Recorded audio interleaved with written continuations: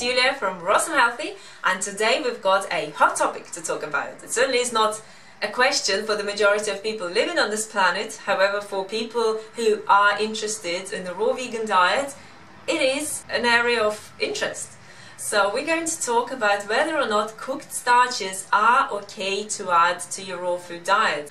So if you want to ask what is the healthiest diet for myself, I want to bring the healthiest possible food into my body. I really want to bring the food that is gonna make every single cell of my body vibrate, feel vibrant, make me feel really healthy. That sort of diet that will assist me in my detoxification, in my restoration to the best level possible.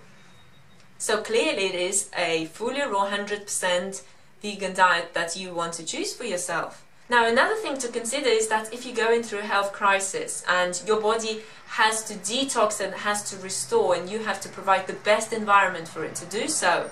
I want to share two examples. So one raw foodist who was healing his colitis, and he was following 100% low-fat, high-fruit, raw vegan diet. He excluded all the nasties like spices, salt, onions, garlic, chocolate, all the stimulants, all the poisonous substances to your body and his body, and his colitis was healing.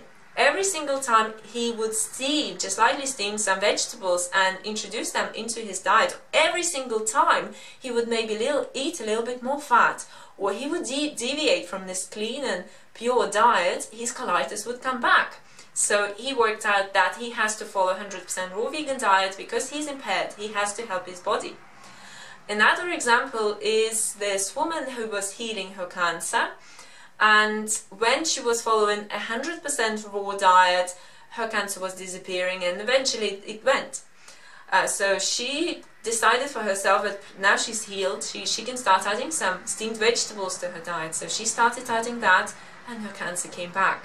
Another very interesting one that I wanted to share with you is evolution. And in Left in the Dark book, which I highly recommend, so it's Left in the Dark by Tony Wright, who we know personally, he's a wonderful guy.